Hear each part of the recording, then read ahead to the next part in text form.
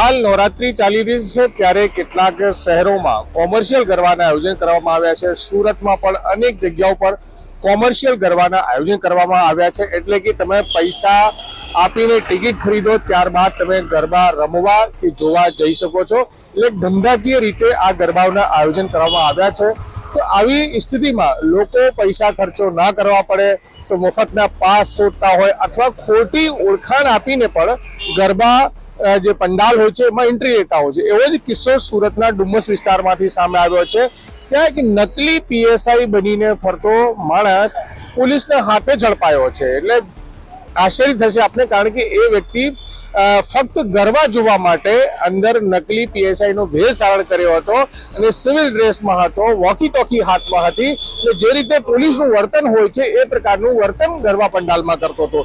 જ્યારે ડુમસ પોલીસના જે પોલીસ અધિકારીઓ જે મોજૂદ હતા એની જે નજર પડી હતી ત્યારે એ નકલી પીએસઆઈને ઝડપી પાડ્યો હતો। એની પાસેથી વોકી ટોકી અને મોબાઈલ પર કબજે લેવાયા છે, જેની તપાસ કરતા જાણવા મળ્યું છે કે આ જે વ્યક્તિ છે યુવરાજ રાઠોડ પોતાને નામ બતાવી રહ્યો છે। તે હીરામાં કામ કરે છે, કટિંગ પોલિશિંગનું કામ કરે છે, પણ એમને અધિકારીઓ સાથે મળવાનો, ફોટા પડાવવાનો શોખ હોય અને પોલીસ જેવી સ્ટાઇલમાં રહેવાનો શોખ હોય, એટલા માટે પોલીસ બનીને નવરાત્રીના ગરબા પંડાલમાં ફરી રહ્યો હતો અને વોકી ટોકી લઈને ફરી રહ્યો હતો અને રિયલ પોલીસના હાથે ઝડપાઈ ચૂક્યો છે। આ મામલે એસીપી દીવ વકીલ છે તેઓ શું કહી રહ્યા છે આવો આપણે સાંભળીએ। ગત 22 તારીખે જ્યારે પહેલા નોરતા પહેલા ગરબા હતા તે દિવસે અત્રના ડુમસ પોલીસ સ્ટેશન વિસ્તારમાં આવેલ વાયપીડી ક્લબ ખાતે યોજાઈ રહેલા કેસરિયા 3.5 ગરબા ખાતે એક વ્યક્તિ હાથમાં વોકી ટોકી લઈને એવી રીતે ફરી રહી હતી કે જાણે પોલીસ ડિપાર્ટમેન્ટમાં કામ કરી રહી હોય અથવા તો ત્યાં સુરક્ષા વ્યવસ્થા સંભાળી રહી હોય। આયોજકો પણ આ બાબતે માહિતગાર નહોતા અને અમોએ નોટિસ કરેલ કે પ્રી નવરાત્રીમાં પણ આ વ્યક્તિ અધિકારીઓ નજીક આવવા પ્રયત્ન કરી રહેલો હતો અને સ્ટેજ પર ફરી રહેલો હતો।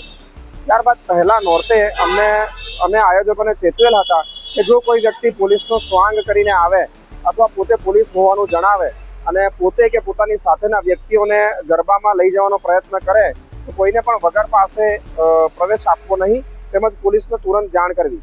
આથી જ્યારે આ વ્યક્તિ આવો પ્રયત્ન કરેલ તો અમને ગરબાના આયોજકોએ તુરંત જાણ કરેલ હતી। અમે ઓલરેડી આ વ્યક્તિની જે બોડી લેંગ્વેજ હતી એના કારણે અને એના શંકાસ્પદ વાણી વર્તનના કારણે એની પર અમે વોચ રાખી જ રહેલ હતા।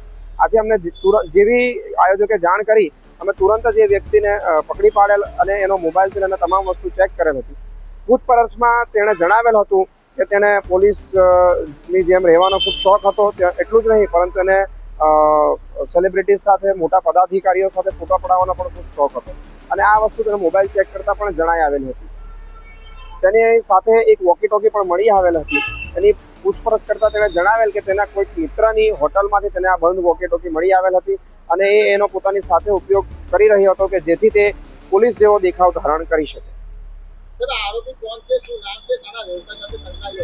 આ આરોપીનું નામ તેણે યુવરાજ રાઠોડ જણાવેલું છે અને તેની પૂછપરછ કરતા તેણે એવું જણાવેલું હતું કે તે હીરાના વ્યવસાય સાથે, સેલિંગ કે શોર્ટિંગ એવા કોઈ વ્યવસાય સાથે એ જોડાયેલો હતો, પરંતુ આ દિવસે તે ગરબામાં જવાનો પ્રવેશ કરી રહેલો હતો અને એને પોલીસ જેવા દેખાવાનો ખૂબ શોખ હોય તેણે આવો પ્રયત્ન કરેલો હતો।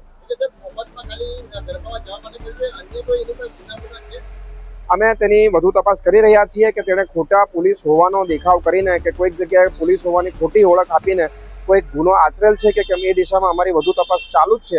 પરંતુ આપ જાણો છો કે જ્યારે ગરબાની એની સિઝન આવે છે ત્યારે આવા ઘણા વ્યક્તિઓ પોલીસ તરીકેનો ખોટો સ્વાંગ કરીને ઊભા થતા હોય છે અને એમને આ ગરબાઓનો કે અન્ય ઇવેન્ટનો મફત લાભ લેવો હોય છે। તો અમારી તમામ આયોજકોને અને પ્રજાને અપીલ છે કે પોલીસ ક્યારે પાસ માંગતી નથી અને જો તમારી પાસે કોઈક આવી વ્યક્તિ આવે કે હું ફલાણા ઠેકાણા પોલીસ સ્ટેશનથી છું કે અહીંયાથી છું કે હું પોલીસમાં છું, મને કે મારા મિત્રોને કે મારા સગાવાલાને ગરબા જોવા જવા દો કે આ સેવા આપો, તો તમે ક્યારેય આવા વ્યક્તિઓને એન્ટરટેન કરશો નહીં અને સ્થાનિક પોલીસ સ્ટેશનને, જે તમારા પોલીસ સ્ટેશન પર બંદોબસ્ત ઇન્ચાર્જ હોય તેમને તુરંત જ જાણ કરવી કે કોઈ પોલીસ તરીકેની ઓળખ આપીને અમારી પાસે ગેરલાભ લેવા પ્રયત્ન કરી રહ્યો છે।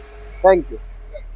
ગુજરાતમાંથી અનેક જગ્યાઓ પરથી નકલી ઓફિસર, નકલી ચેકપોસ્ટ, નકલી દુનિયાભરની વસ્તુઓ સામે આવી ચૂકી છે। તો નવરાત્રીની સિઝનમાં માહોલમાં સુરતમાંથી નકલી પીએસઆઈ ઝડપાયો છે અને તેઓ પણ પોલીસની સ્ટાઇલમાં, કદાચ એને ખબર હોય કે પોલીસની સ્ટાઇલ શું હોય, રોફ ઝાડવાની સ્ટાઇલ શું હોય છે, તો એ ધ્યાને લઈને એ યુવરાજ રાઠોડ નામનો નકલી પીએસઆઈ રિયલ પોલીસના હાથે ઝડપાયો છે અને પોલીસ હાલ એની પૂછપરછ કરી રહી છે.